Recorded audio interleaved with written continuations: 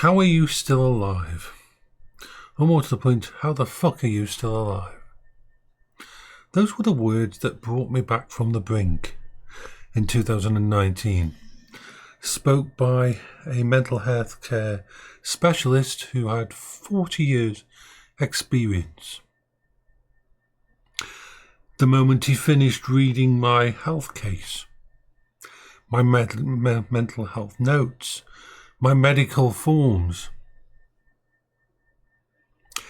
he just looked at me in wonder and sadness and asked that questions and followed it on with an explanation of, I've tried to help people with half what you are dealing with and we haven't been able to help them.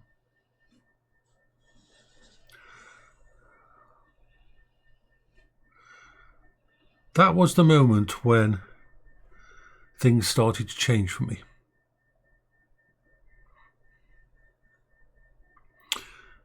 I am not worse than a lot of people. There is a lot of people worse than me with disabled issues.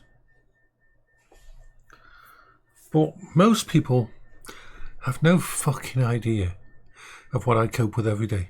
You see me when I'm on here. You see me when I'm focused on the camera. You see me when I'm at my best. When I'm using the very therapy, the coping strategies that work.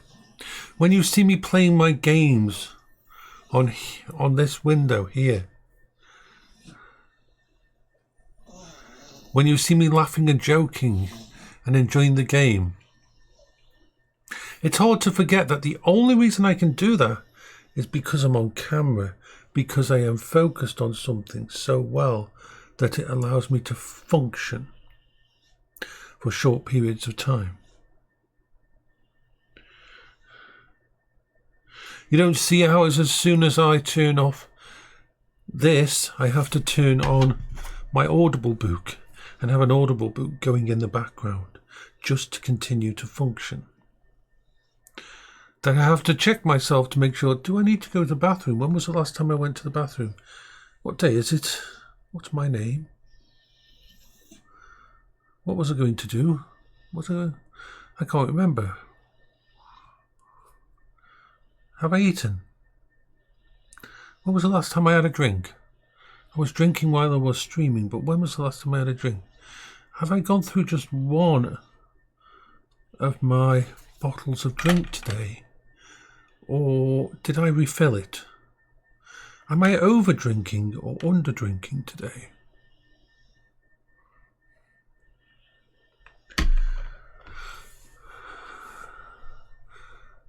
Do I need to take laxatives? Am I constipated? Did I remember to brush my teeth this morning? I know I fed the dogs. The dogs remind me. I know I took my tablets because the compartment downstairs that has the tablets in has moved on to the next day. And that's how I can tell that I've taken my tablets. Is my brain going to wake me up at 3 a.m. this morning to tell me I need to shave because he'll become aware of this?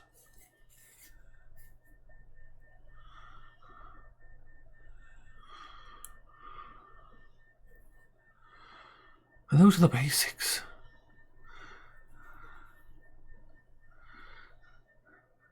My brain has very messed up short-term memory. But those aren't even, none of that is anything to do with the fact that this guy said, how the frick are you still alive? That was the big stuff. That was like 7 days after your wife's death, who died of cancer, you're diagnosed with cancer yourself. That was having 40% of my bowels removed and my food intake restricted. And having to deal with the beginnings of GERD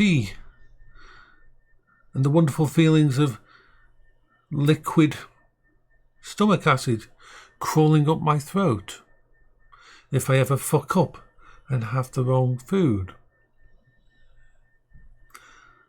That I have to wait usually 6 hours after I've eaten before I can lie down, so my stomach acid doesn't go up my throat into my lungs and melt my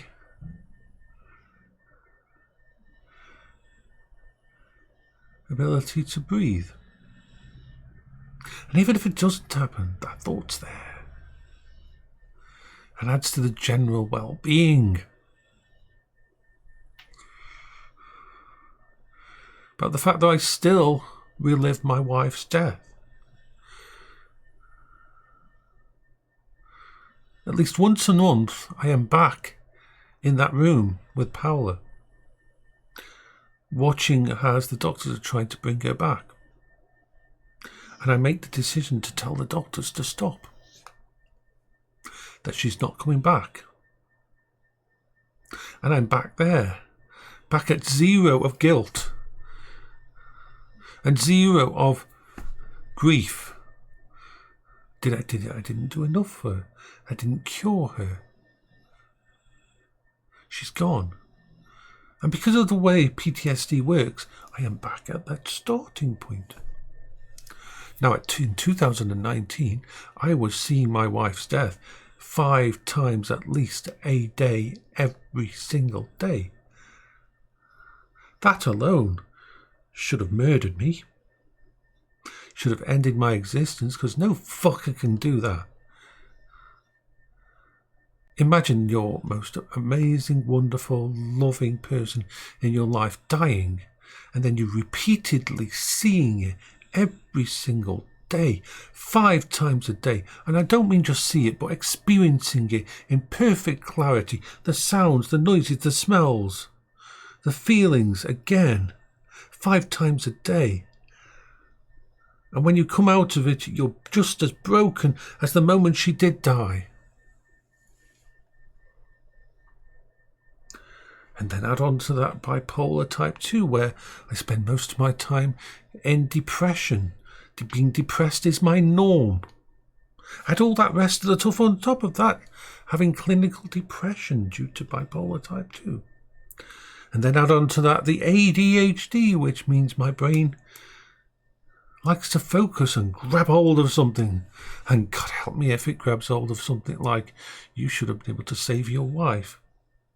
You're supposed to be smart, you're supposed to be intelligent, you're supposed to be in the top 1%, your brain's supposed to be fucking amazing. Why couldn't you save your wife's life? Why did you let her die? Imagine if it grabs hold of that and it runs with it and it won't, and then it's amplified by the depression of the bipolar, and then your autistic brain can't handle and focus and function, and things are different anyway because it's a change, and then something might change in your... And you'll understand why that doctor said that to me. But I function. I survive. I've created coping strategies that work. Everything you see around me is part of that, from the arcade machine to the computer to the streams to the vlogs to everything, is to keep me from bad things happening to me. And some days I've got more energy than other days.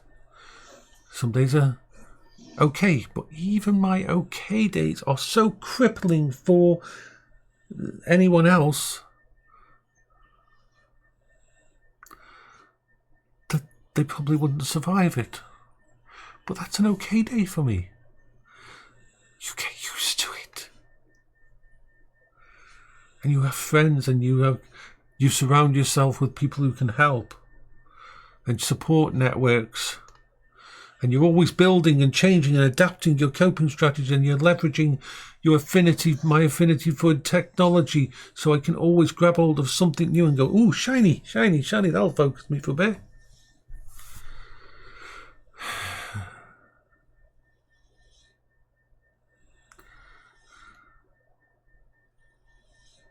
And I'm not the worst.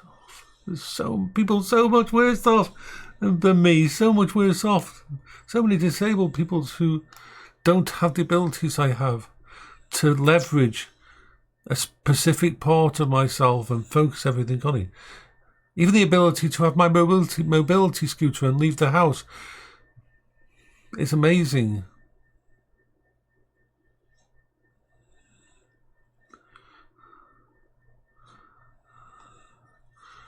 Sometimes you step back, sometimes you step forward, sometimes you make progress, sometimes one of your coping strategies completely stops working.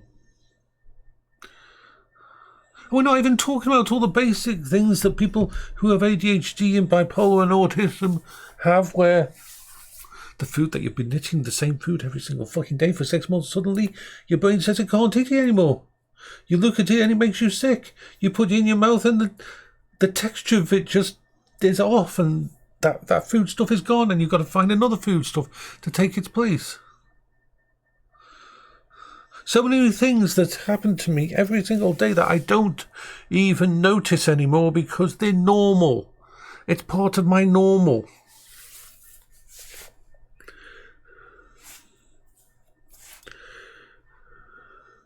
It's crazy.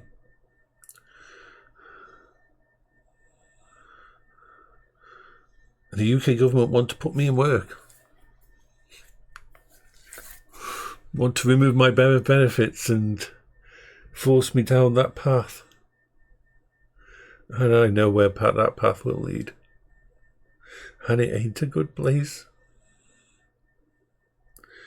Oh. Yeah, this week is when they actually supposed to tell us all the decisions on what they're going to do about the personal independence payment and what changes to the disability amounts and things like that. Because, of course, according to them, every single disabled person can work. They said that. And how do you think knowing that information, knowing what's going to happen, affects my ability to function?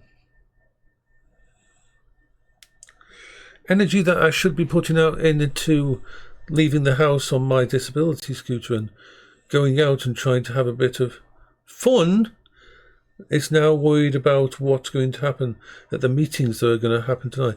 These people who aren't disabled, these people who don't give a shit, are going to be making decisions on my life. And I will probably have no say in it. I will just be notified.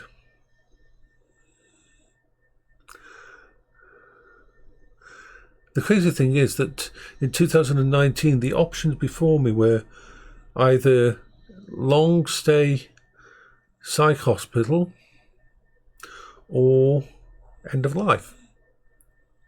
Those were the choices before me. And look at me now. Look at what I'm able to do and function in that. But if I mentioned to any of my friends, oh, I should go get a normal job, they'd look at me as if I was actually crazy. I did that with my doctor once. I just got my mobility scooter, and I was like, oh my God, I can go on a mobility scooter, I can leave the house. I was on such a mental high and went to see my doctor and said, maybe we can consider trying get me into work.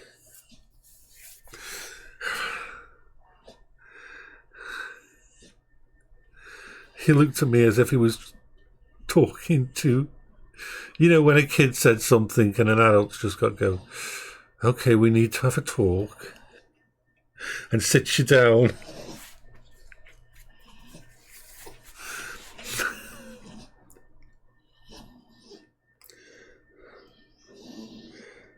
And he wasn't condescending in any way in that. He just pointed out all the things that my super high, super ninja, happy, almost bipolar hyperness was like, oh my god, I had left the house. I was on my vehicle and I went here and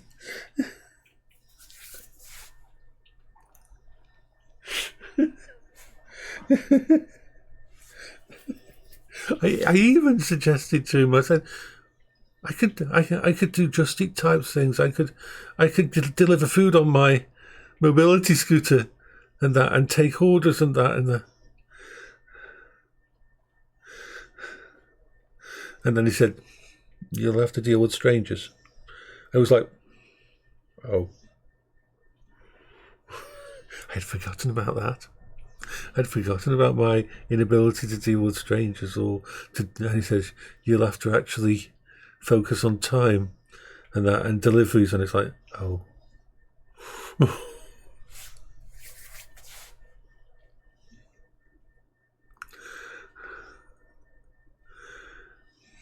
You'll have to leave the house when you're supposed to do it, not just when you're feeling up to it.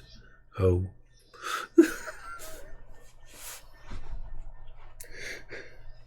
My brain had gone completely into the hyper side of bipolar, where your risk versus reward disappears, and you're so elevated and happy in that you feel like you're a god, you feel like you're Superman and you can do anything.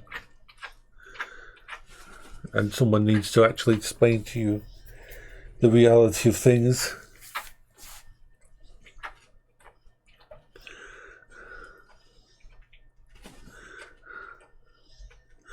He understood where I was coming from, though.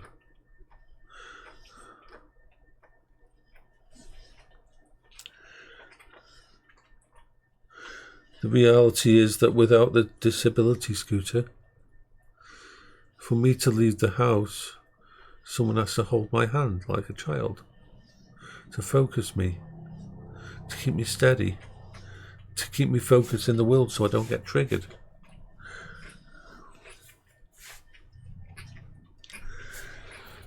So yeah.